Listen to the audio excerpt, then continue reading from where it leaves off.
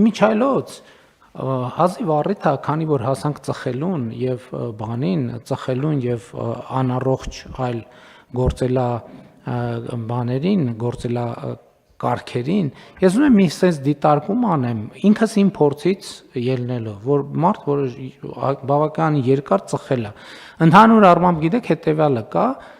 ծխող եւ ալկոհոլ օգտագործող մարդը ո՞նց է մտածում։ Ասենք նորմալ է, չէ՞, դե ասենք առնվազն ծխելը, հա, բայց հիմա նոր տարի է գալիս եւ այլն։ Մտածում է հետեւյալ կերպ, ասում է ծխելը հաճույք է,